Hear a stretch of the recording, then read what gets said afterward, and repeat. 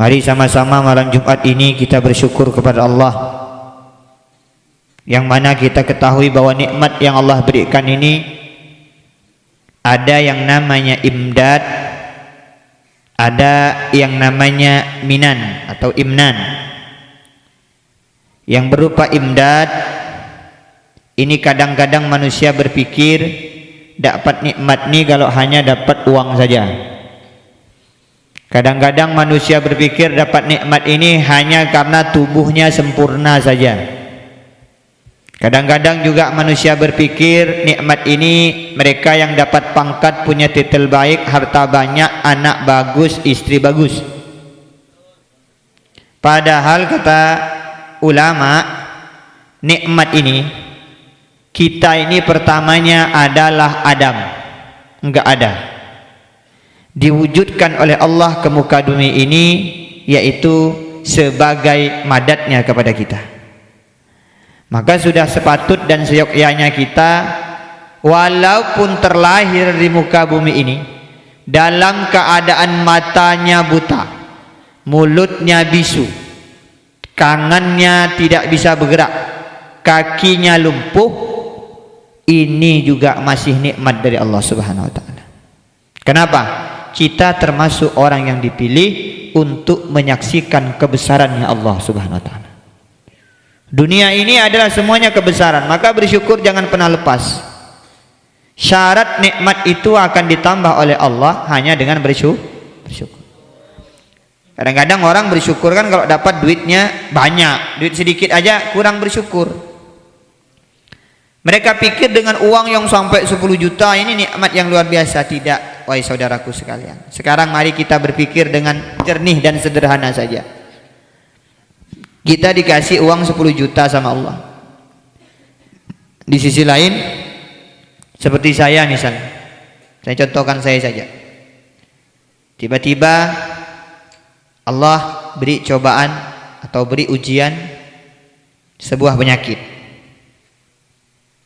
Kena ambeien, kena lambung, kena ginjal. Ini setelah kita bandingkan, apakah kita pilih 10 juta atau pilih terhindar dari penyakit ini? Terhindar dari penyakit, karena uang 10 juta kita buat berobat tak akan cukup untuk kesembuhan. Bukan hanya tidak akan cukup, belum tentu uang 10 juta itu mengantarkan kepada kesembuhan. Maka bisa berkumpul seperti ini nikmat. Nikmatnya di dunia, nikmatnya di alam kubur, dan nikmatnya nanti di akhirat. Karena bagaimanapun kita ini semuanya diibaratkan orang yang berlayar. Orang berlayar. Berlayar itu di paret, di sungai, atau di laut? Di laut.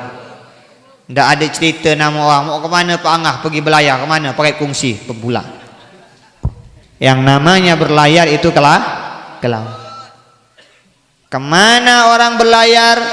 Yang namanya berlayar akan menghadapi ombak kuat, ombak tinggi, lautan dalam, ombak tinggi. Kira-kira ada orang pergi berlayar, pergi ke laut Jawa saja misalnya, dia berlayar selama 1 minggu atau 3 hari sajalah, tak bawa bekal. Kira-kira bagaimana nasib dia tengah lautan? Belum tentu mati, setengah iya. Mati kan belum tentu.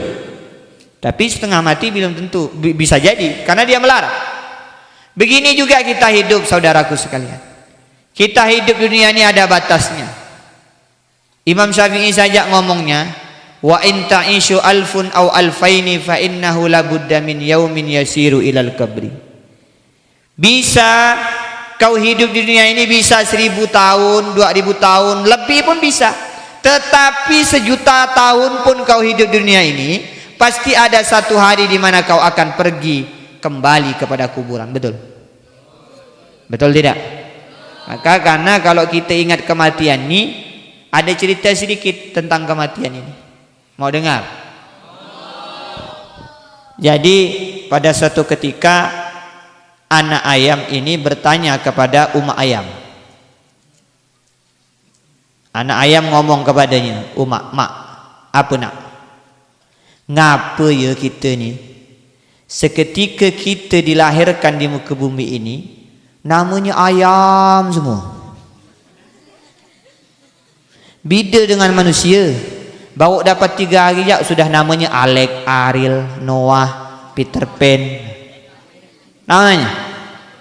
Sejuta orang pun sejuta nama dia. Paling lama-lamanya 7 hari nyan pakai bapaknya cari kambing tak nemu-nemu. Kenapa ya mak? Umaknya santai. Yang nama umak kan harus dibawa. Ibu itu harus bawa. Anak-anak ini kan tanyanya nyeleneh. Istri saya saja kadang ditanya sama siapa Arsi itu ditanya. Oh Mi, kenapa orang begini? Mi, kenapa itu begini? Mi, kenapa ini begini? Akhirnya ibunya tak mampu jawab lagi, istri saya tak mampu jawab lagi, malas. Karena anak saya yang nama Arsi itu tak berhenti kalau bertanya. Mi, ini ngapa begini? Mi, ini ngapa begini? Akhirnya umaknya balas, ngomong gini. Istri saya ngomong gini. Ndak tahu sih. Lah Umi ini dikalahkan anak umur 3 tahun katanya. Dikalahkan dia artinya gitu. Nah, ini anak ayamnya juga gitu. Oh mak, ngapa ya kata dia? Kita lahir nih semua ayam, mau besar, mau kecil, mau Bangkok, mau kat Thailand, ayam kate, ayam katai, semuanya itu ayam pokoknya. Sedangkan manusia ini lahir 3 hari, 7 hari paling lama langsung punya nama. Umaknya santai bilang, biasa menonge. Bida kita sama dia ujung dan akhir mah. Mon manusia ketika lahirnya nama bida-bida. Mon mati nama sama, mayat semua kata dia. Betul enggak? Ada gak apa? Mentang-mentang dia presiden sekali mati bukan mayat, moyot misalnya. Enggak ada, semuanya mayat. Semuanya jenazah, semuanya mayat.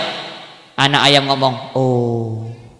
Kalau kita mak, nah, kalau kita lain. Lahir kita dipanggil ayam, mati nama kita beda-beda.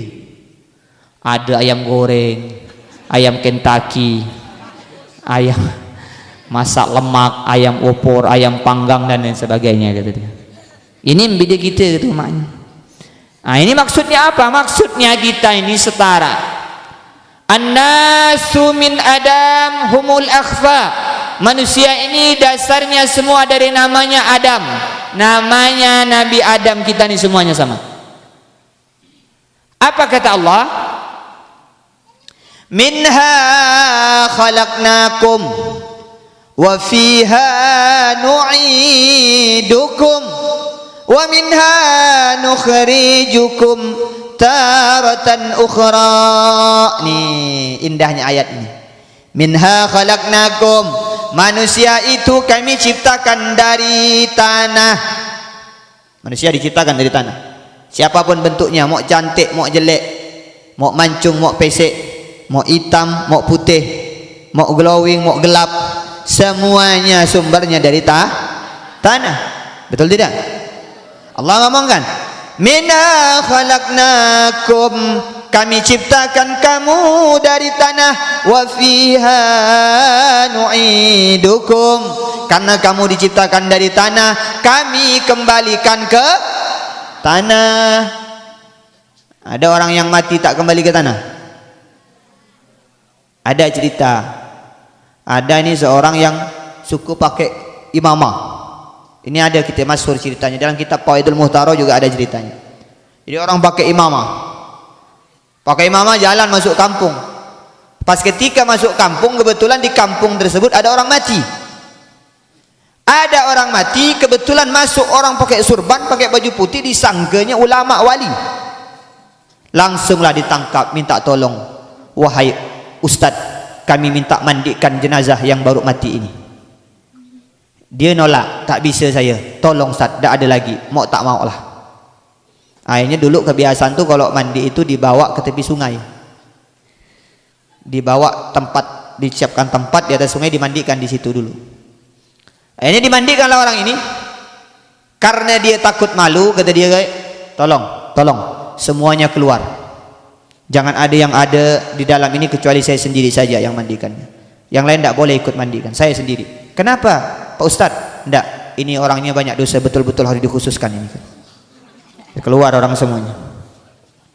Setelah keluar orang semuanya mandi dia. Bingung dia mau diapakan mandinya nih. Karena dia tak punya cara, dia tak tahu, akhirnya mayat itu diangkat sama dia, digolek ke sungai. Dia rendamnya sama dia. Oh. Setelah diginikan rupanya lepas mayat tuh. Langsung ke dalam. Setelah ke dalam air, tidak timbul-timbul mayat tuh. Karena biasanya orang mati itu kalau baru kecabur dia nggak akan timbul. Timbul biasanya 2 malam. 2 malam atau semalam timbul. Kenapa? Lambungnya terisi angin, nanti baru dia ngampung. Ini tidak timbul-timbul jenazahnya. Bingung dia, kemana nih? Akhirnya dia lama-lama tidak bisa bertapuk lagi. Dibuka sama dia tempat mandi. Ditanya, bagaimana Ustaz? Udah selesai. Masya Allah, saya salah sangka dengan jenazah kalian itu. Saya sangka tadi banyak dosa. Rupanya dia wali daripada walinya Allah. Terus kemana jenazahnya? Diangkat langsung oleh Allah Subhanahu Wa Taala dengan. Nah, itu hanya dalam cerita dongeng saja. Tidak ada jenazah seperti itu. Yang namanya jenazah wa fiha nu'idukum. Yang namanya orang diciptakan dari tanah kembali ke tanah. Wa minha nukhrijukum taratan ukhra. Diciptakan dari tanah, mati balik ke tanah, udah balik ke tanah, dibangkitkan dari tanah dalam keadaan bentuk yang lain. Nah, ini kita semua jangan ragu, mati itu pasti. Maka saya bilangkan lagi, kita berlayar tadi itu, berlayar ini hanya tidak ada lain. Imam Ghazali menandakan kita sebagai orang yang berlayar di lautan dunia, penuh fitnah, penuh cobaan, penuh suatu hal yang membingungkan kita. Kadang-kadang sangka kita baik, tidak tahu buruk. Kadang-kadang sangka kita buruk, tidak tahu baik. Ini kehidupan. Kadang-kadang kawan, kadang-kadang lawan. Kadang-kadang lawan, kadang-kadang kawan. Ini kehidupan. Makanya jaddidis safinah. Perbaharui terus imannya kita. Bagaimana cara memperbarui iman? Banyak cara. Di antaranya sering hadir ke majelis, banyak zikir, sering istighfar, dan ucapkan asyhadu an la ilaha illallah.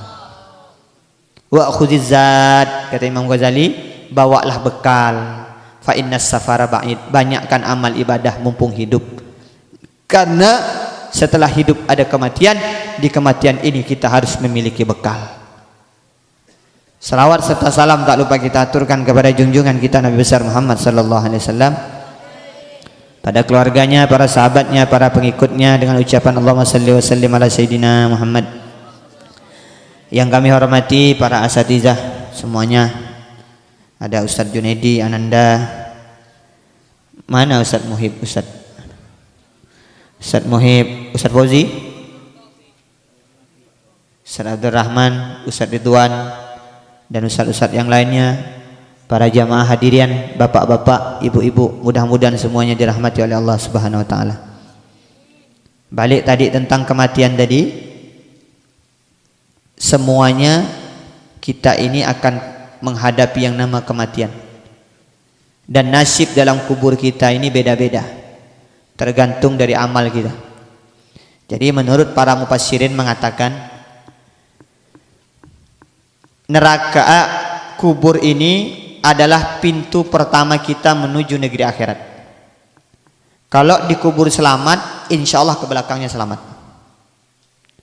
Kalau dikuburnya kita terazab, maka tanda ke belakangnya juga diazab oleh Allah Subhanahu wa taala. Nauzubillah summa nauzubillah. Nah, bagaimana hal yang bisa menyelamatkan kita dari siksa kubur?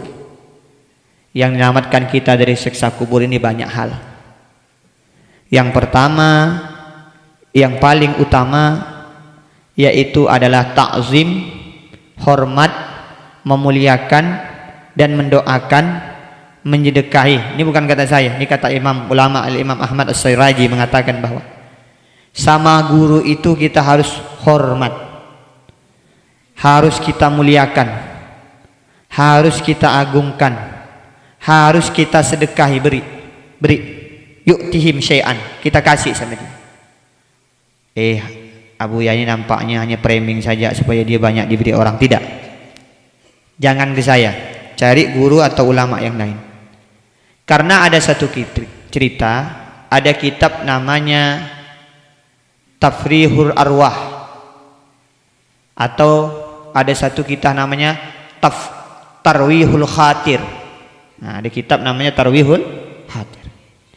Di kitab tersebut diceritakan ada seseorang dulu murid dari Syekh Abdul Qadir Jailani. Syekh Abdul Qadir Jailani ini punya murid. Sekali ngajar Syekh Abdul Qadir Jailani ini puluhan ribu. Dari sini sampai ke rumahnya, misalnya tuh siapa? Bapak Yogi, Pak Sunardi. Di sini sampai sana. Dan Syekh Abdul Qadir Jailani ini tidak pernah pakai mikrofon atau pengeras suara. Tetapi walaupun di belakang sana mendengar seperti orang yang di depan sini. Salah satu karamahnya Syekh Abdul Qadir Jailani. Tapi walau sekaramah-karamah Syekh Abdul Qadir Jailani seperti itu, ada seorang muridnya yang bodoh balu tembelang abo. Endak bisa-bisa. Bekian-kian kali belajar ke Syekh Abdul Qadir Jailani, berguru kepada Syekh Abdul Qadir Jailani, jak dia masih bodoh, apalagi berguru ke saya. Ini bodoh tak mau pintar-pintar. Akhirnya dia minder tak mau ikut lagi ngaji kepada Syekh Abdul Qadir Jailani. Syekh Abdul Qadir Jailani ini ingat, walaupun puluhan ribu santrinya, satu saja tak ada, tidak tahu dia. Tengok tak ada, sekali tak ada, dua kali tak ada, tiga kali tak ada. Akhirnya Syekh Abdul Qadir Jailani menyuruh santri salah satunya untuk mencari santri yang tidak ikut majelis lagi.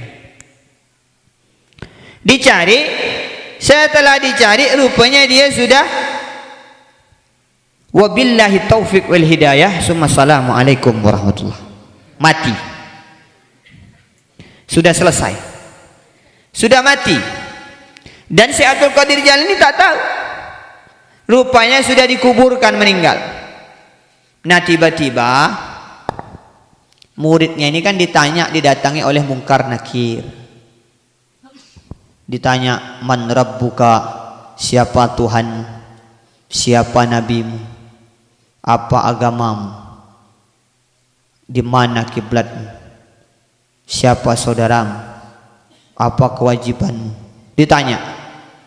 Setelah ditanya panjang lebar, murid daripada Syekh Abdul Qadir Jailani yang tembelang abau tadi itu langsung ngomong, oh apa yang kau tanya? Wah, tadi.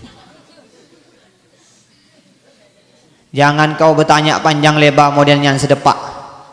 Bertanya sebutik saya tak tahu jawabnya kata dia. Tak, malaikat ni bingung. Udah mulai dah dia ngambil pemangkung, tak kau ni kata dia. Mantra buka, kata masih ditanya lagi. Kepak kau bertanya apa tadi? Saya tahu guru saya Syekh Abdul Qadir Jailani. Saya yang tahu guru saya Syekh Abdul Qadir Jailani. Aku hormat, aku cinta, aku muliakan dia. Nah ini gimana? Bingung malaikat, balik kepada Allah, nanya, ya Allah, ada orang yang agak nana sikit. Dia ini ditanya lain, jawabannya lain. Ini bagaimana ya Allah? Apakah kita langsung pelasah pungkal pala dia ini? Allah bilang SOP, sesuai standar operasi pelayanan. Hajar kata Allah. Bawa godam. Malaikat bawa godam, langsung memukul jenazah tadi. Langsung Syekh Abdul Qadir Jailani seketika itu datang di dalam arwahnya tadi. Dia minta kepada Munkar Nakir, wahai Munkar Nakir, saya minta tolong jangan disiksa. Ini murid saya, dia belajar dengan saya. Kalau kau mau bertanya, bertanya aja dengan saya, kata Syekh Abdul Qadir Jailani. Kata malaikat, mana bisa gian? Dia yang disidang, kau yang jawab, kata dia. Balik lagi malaikat kepada Allah. Ya Allah, ada gurunya. Orang Nanau tadi itu ada gurunya datang. Bisa jawab enggak kata Allah? Enggak bisa ya Allah. Pulang. Disuruh pangkung. Balik lagi malaikat Munkar Nakir itu udah mau mangkung. Langsung ditangkap godamnya sama Syekh Abdul Qadir Jailani. Saya kisah ini kepada kalian yang sering ikut majelis. Orang tak ikut majelis pembulak katanya nanti. Itu kitabnya Tarwihul Khatir. Ada nama kitabnya Tarwihul Khatir. Ditangkap oleh Syekh Abdul Qadir Jailani, langsung bilang, "Wallah ala tahriri mahabbati lillah." Demi Allah, atas membara cintaku kepada Allah, akan kukalahkan kalian wahai Munkar Nakir, kalau kau masih menciksa anak buahku. Bingung kan kata malaikat nakar. Nanti dalam sejarahnya aku kalah kena dia ni, uyuh gak kata dia. Akhirnya balik lagi kepada Allah bertanya, ya Allah, cerita Syekh Abdul Qadir Jalaini itu gini. Akhirnya Allah bilang apa? Wahai Munkar Nakir, atas cintanya kepadaku dan cintaku kepadanya, kau selamatkan muridnya, jangan kau siksa dia. Tuh lihat contoh. Orang yang bodoh bala pun bisa selamat gara-gara mengagungkan gurunya. Kalau sekarang ini kan beda. Malah gurunya yang dijelek-jelekkan. Hati-hati. Onyan kan Syekh Abdul Qadir Jailani. Kalau ustaz di sini kan tidak ada. Ahmad Madani, bukan Syekh Abdul Qadir Jailani. Yang namanya guru ma yusulika ila rabbi laulal murabbi ma'arabtu rabbi. Saya bukan katakan saya wali, tidak. Saya jauh dari kata-kata tersebut. Tetapi karena siklusnya saya ini seorang guru, maka ketika kalian husnuzon, berbaik sangka kepada saya, kalian muliakan saya, kalian hormati saya, disitulah kalian yang akan disangkat makamnya oleh Allah Subhanahu wa ta'ala, bukan saya. Nah, maka kita kembali kepada takzim tadi, kepada penghormatan ini. Saya lagi-lagi mengulang bahwa memondokkan anak tidak hanya menaruh dan setelah itu kita biarkan, tidak cukup. Orang tua di rumahnya mesti harus banyak riyadhah dan berdoa. Tidak akan jalan frekuensinya kalau orang tuanya di rumah tidur, anaknya di pondok ngaji. Tidak akan jalan frekuensinya kalau di rumahnya orang tuanya nonton TV, anaknya sholat. Tidak akan jalan. Maka barengi. Perkara menjadikan anak soleh soleha ini bukan hanya tugas daripada gurunya saja, tugas kita bersama. Maka saya pesan ke santri-santri saya, ilmu itu nomor 100. Yang penting akhlak. Kalian berilmu tinggi tapi akhlak kalian rendah, diusir kalian dimanapun. Betul? Karena kata Imam Syafi'i, laulal alim ghair tuqa syarafun lakanal asrafu khalqi iblisu. Kalau seandainya mulia di sisi Allah, mulia di sisi manusia ini hanya bermodal ilmu pengetahuan kepintaran saja, maka yang paling mulia, yang paling terhormat di muka bumi ini iblis. Karena apa? Tidak akan ada yang mampu kepintaran iblis. Tetapi iblis menjadi manusia terlaknat. Sebabnya kenapa? Karena tak punya pesan. Santri dai sudah saya sering hilang. Hati-hati anakku sekalian, santri dai sekalian, jangan remehkan akhlak. Cara kalian bicara, cara kalian lewat depan orang tua, cara kalian masuk rumah, adab kalian di depan orang yang lebih tua, cara kalian berbicara kepada anak yang lebih kecil. Hati-hati. Kalian akan naik mulia dengan sendirinya karena akhlak. Kau kira Abuya ini orangnya pintar? Tidak. Abuya bukan orang pintar. Abuya bukan orang yang berilmu, yang cerdas, bukan. Tetapi hanya berusaha untuk terus berakhlak yang baik. Coba kalau seandainya saya ini faddan ghalidan, misalnya kasar, tak punya akhlak, kira-kira mau orang tua kalian menitipkan anaknya di pondok sini? Tidak akan mau. Walaupun saya pintar, tidak akan mungkin. Maka saya sudah sering ulangi, akhlak, akhlak, akhlak, akhlak, akhlak, adab. Sayyid Muhammad bin Alawi Al-Maliki, dia berbicara kepada muridnya, kunna nata'allamul adab qabla nata'allamul ilm. Kami selalu mengajarkan adab dahulu sebelum kami mengajarkan ilmu. Kenapa? Adab fauqal ilm, adab ini di atas ilmu. Bagaimana Nabi Muhammad dia katakan, innama buistu liutammima makarimal akhlak. Tugas pertama Nabi Muhammad diutus ini bukan hanya mengajar, tetapi untuk menyempurnakan adab dan akhlak. Nah, ini hati-hati anakku sekalian. Nah, ibu-ibunya juga, selain anaknya, orang tuanya juga. Nanti kami akan musyawarah, kemarin sudah musyawarah. Mohon maaf ya, malam pertemuan wali santri ini nanti saya bilang sama satpamnya, boleh nanti waktu berkunjung itu boleh ketemu anaknya malam Jumat, malam Minggu, malam Selasa. Selain malam itu dititipkan barangnya. Kalau mau ngirim anaknya dititipkan barangnya. Ini kami buat tidak ada lain, tidak ada bukan, hanya untuk kesuksesan anak ibu sekalian. Coba apa untungnya bagi saya untuk nahan? Tidak ada. Hanya saya ingin membiasakan anak ibu bapak sekalian tidak terlalu berpikir bila umak datang, bila bapak datang, bila umak datang, bila bapak datang. Karena santri saya ini saya selesai dengar, mondok sebulan seminggu sudah pandai ngirim surat ke orang tuanya tuh. Dia bilang, mak usah lupa kue kaben, kacang panjang, ini mak kelapok, jangan, tidak ada kue mak di sini. Dan terakhirnya, jangan lupa duit 100.000. Katanya. Nah jadi, dan kunjungan, mohon maaf ya, kunjungan hanya di waktu malam tadi, malam yang disebut. Sore kami tiadakan. Untuk apa? Anak-anak butuh istirahat, butuh main. Sore itu saya khususkan untuk anak-anak istirahat main. Maka nanti saya bilang sama ustadznya, kalau ada anak yang temenong tak main, bangunkan suruh main. Ya, temenong tuh angkat badannya suruh main. Misal tak main kasih lidi, suruh nyungkit tanah. Tengbain hadas tarwih arruh ya hatta ila tarwih. Ruh kita ini butuh dihibur. Main saja, main tidak apa-apa. Yang penting jangan mainkan kepala orang. Ini bahaya nih. Main. Terus kami buat aturan baru juga. Kami keraskan guru-gurunya. Gurunya terlambat semenit pun kami kuncikan pagar, tak boleh masuk lagi ke sekolah. Terlambat semenit saja pagar sudah kami kunci, gurunya tak boleh masuk lagi. 3 kali seperti itu langsung diberi SP, surat peringatan.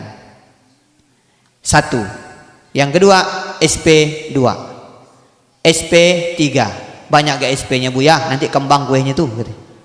Yang lain lagi, itu SP pengembang namanya. Ini SP surat peringatan. Yang ketiganya surat pemberhentian.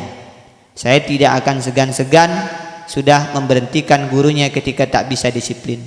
Kenapa demikian? Karena semua cara sudah saya lakukan.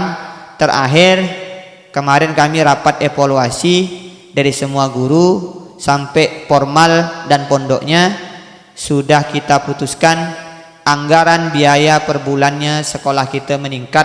Karena gaji gurunya semua saya naikkan.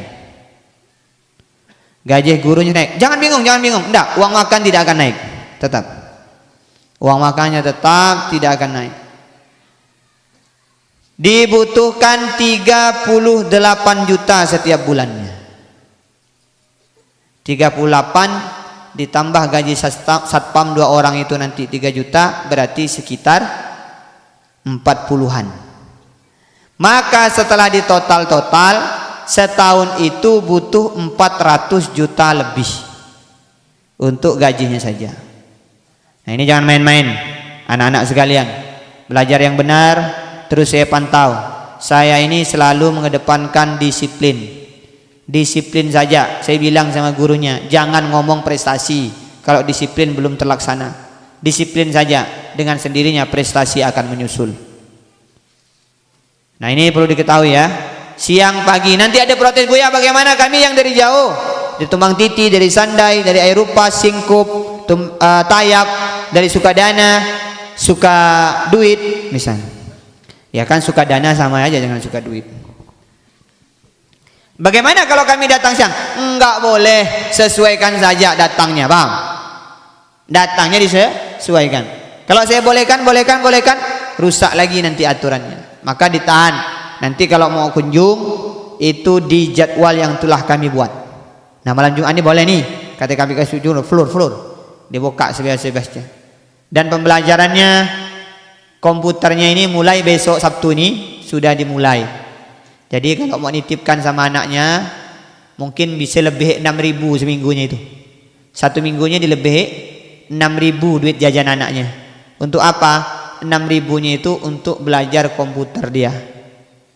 Belajar komputer 3.000 di warnet tuh Bu, 1 jam itu 4.000. Sedangkan kita ini 3.000. 3.000 tuh untuk gaji orang yang ngajar, untuk biaya listrik, untuk biaya internet, untuk biaya perawatan. 3.000 itu sudah saya bilang. Maka kami target anak-anak ini setiap angkatan harus bisa Word, Excel, PowerPoint, Corel, Photoshop dan lain sebagainya. Harus sudah bisa, berjenjang harus bisa. Dan saya bilang sama gurunya tadi, semua sudah datang juga gurunya. Anak-anak ini dikasih jadwalnya 60 menit, full kan 60 menit. 45 menit mereka untuk belajar materi, 15 menitnya biarkan dia bermain-main di dunia sosialnya. Tidak apa-apa, 15 menit dia nengok YouTube. Mungkin nggak dia mau nengok channel Butuh, ada aku dak ya, gitu. Nah, salah dia lah di situ, tengok. Ada nanti di situ. Nah, kira-kira ini baik atau tidak baik? Sudah saya kaji berkali-kali. Awalnya saya meletakkan harga 2.000. Diprotes sama guru-gurunya. Gimana ngatonya 2.000? Ya, kita bayar ini, bayar itu, biar ini. Tidak cukup. Karena gurunya itu kalau nggak salah 1 jutaan itu gajinya sebulan. Dua orang guru berarti butuh 2 juta. Laki-laki 1, perempuan 1 pengajar komputernya itu. Nah itu sekian dari informasi-informasi yang saya sampaikan.